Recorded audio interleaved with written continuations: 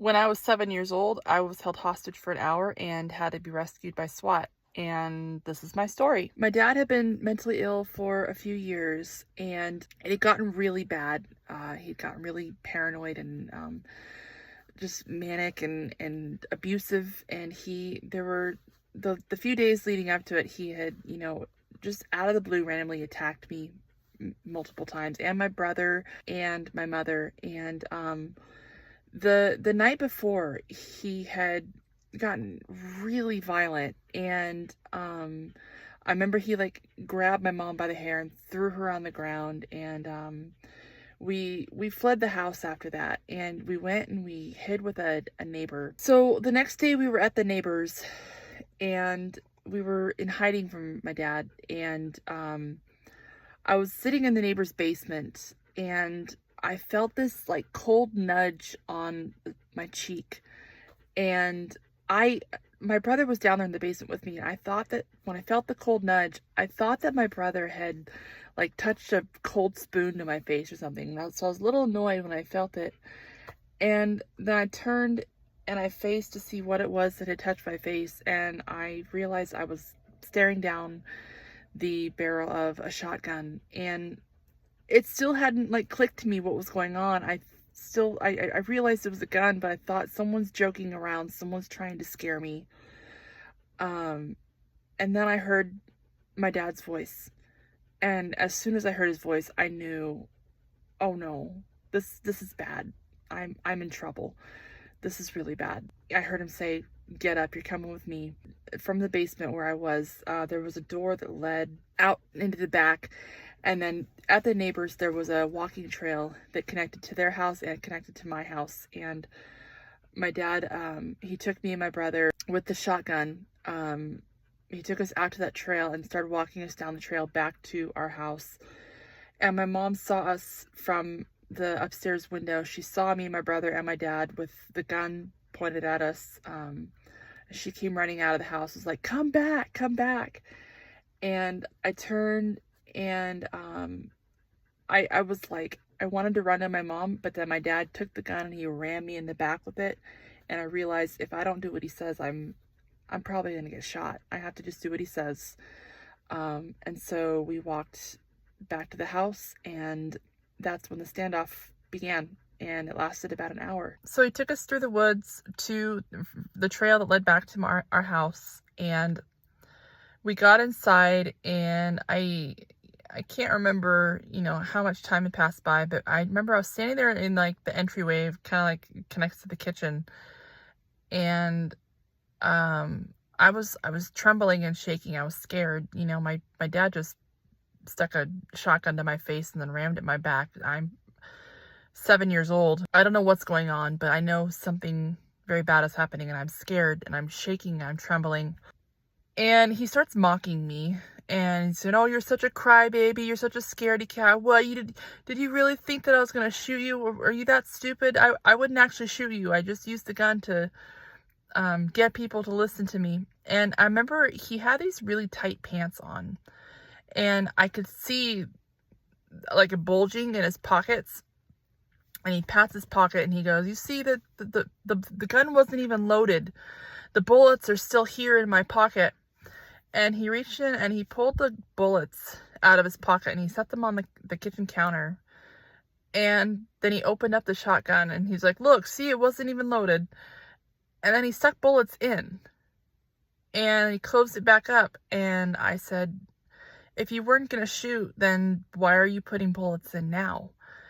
And he turned to me right then. He goes, "Why are you speaking? I didn't give you permission to speak." And then he told me, "Go to your room and clean your room." And I was walking past and I saw like on the kitchen walls and walking towards my bedroom, I noticed that, we'd been hiding from him for like a day or so. And in that time he had gone and he had taken a pen and he had written stuff on all the walls in the house. Just like rambling nonsense was written all over the house, just these random words that didn't make any sense. But I remember noticing that, like I went by, I was like, whoa. So while we were gone, and in the day or so that we've been gone, he's gone and written stuff on all the walls in the house. And then I walked through the living room, and from the living room window, that's when I looked out, and, looking out our living room window, there was a bunch of trees. It was forest all around us. And I saw in the forest, I saw a bunch of police in SWAT gear, like shuffling through the trees, like they were moving around, trying to get a better look in the house. And they were like starting to kind of like make formations, circling around the house. And I was relieved when I saw it. I'm like, oh good, at least the police are here. They're gonna take care of this now. And so I went in my room, and I get in my bedroom, and sure enough, in there also, he had written just random stuff on all the walls. And I was just standing there in my room, like trying to read it, trying to make sense of what is he written on the walls. It doesn't make any sense. It was just random words that it made no sense, but I couldn't follow what he was writing on the walls. But right around the same time, the phone started ringing. The house phone, we had a landline, and there was an answering machine, and it started ringing, and I heard it go to the answering machine, and the police get on the answering machine, and you hear them. It kind of echoes throughout the house. I know people these days don't have an answering machine anymore, but that's what it was for you young kids. It started. You could hear the voice of the police saying, please pick up the phone, talk to us. What do you want? What do you need? Just let the kids go. The answering machine would time out, and it would cut off, and they would have to call again. And they kept calling, and it kept going to the answering machine, and they would get back on, and you'd hear the police on the answering machine. It kind of echoed throughout the whole house saying, please pick up the phone, talk to us, tell us what you want, tell us what you need. Just let the kids go. I just kept hearing them say that over and over again. So it was about an hour, and an interesting fact was that, part of my dad's mental illness was that it made him extremely religious, like a religious extremist. And he had this really strict rule that whenever there was any kind of church service going on, it didn't matter what the service was, it didn't matter what time it was, what day it was. If there was something going on at the church, my dad required that me and my brother be in attendance. So it's one of the symptoms of his mental illness. And so it just so happened that this day that all this was going on, it was a Thursday or Friday. It was like not a usual day that the church would be having any kind of service, but they just happened to have like an impromptu church service going on that day. And someone had, when my dad took us hostage, someone had called the church pastors thinking, well, he's got this religious extremist. Maybe he'll listen to the pastor telling him to let us go. So someone had called the church pastor, and the church pastor had come out to the scene and was with the police. And they told the police, we have this church service going on today. It's not a usual time, but, we've been announcing it. He should know about it. You need to let him know, remind him that there's this church service and the kids should be going to it. So then I heard the police get back on the home answering machine, and I heard them say, hey, do you remember there's a special church service going on today? Don't you want the kids to be at this church service?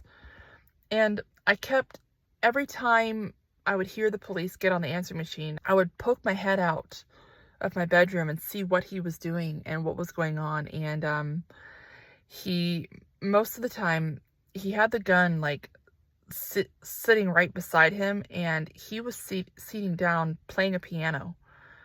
And he was just playing the piano and tuning out everything that was going on, and the gun was sitting next to him. And every time I'd peek out and see, is he going to pick up the phone? Is he going to talk to police? What's going on? Every time he was just kind of ignoring them and sitting there playing the piano. But then I heard the police say the thing about the church service, and I peek out, and he stopped playing, and you could tell he was actually listening to what the police were saying now. And when they said, you don't want the kids to ever miss a church service. There's a church service going on today. They're going to miss it. You should let them go. That's when I saw him stand up. He got up, and he went over, and he picked up the phone, and he started talking to the police. Right after that, I heard him say, okay, they can go just for the service, but then they have to come back right afterwards. And that's kind of where it ended. he let me and my brother go, and we went outside and we were kind of whisked away. We get to this place about a mile away from the house, and there's a whole bunch of police kind of circled around, kind of debriefing, talking to each other, whatever. And my mom and my aunts and uncles and neighbors and like a whole bunch of people that were involved with this, they were all kind of gathered around, like kind of debriefing. And I heard, right after that, my dad had peacefully surrendered and he had been apprehended, and he was being taken to the mental hospital. And this was actually one of the first things that ever happened. One of the first significant childhood traumatic memories I had. That was really just the start. That was the first time that he was involuntarily committed to the hospital. CPS did get involved. They did come and investigate after that. But because it was like the first incident, and because he was locked up, they said, okay, there's nothing more that we need to do here. We just went home after that. And it was just kind of like, okay, go on with life as usual. It just became like another casual day for me where, oh, yeah, my dad held me hostage this morning, but, well, I'll go to church tonight. Okay. I was 7 years old when that happened, and I'm now 34 years old, so it was almost 30 years ago that happened. And now I've just written a book all about that experience and many more. And so I'm starting to share those stories on here, hoping that you and others will see these stories and want to hear my whole story. So check out my book now on Amazon.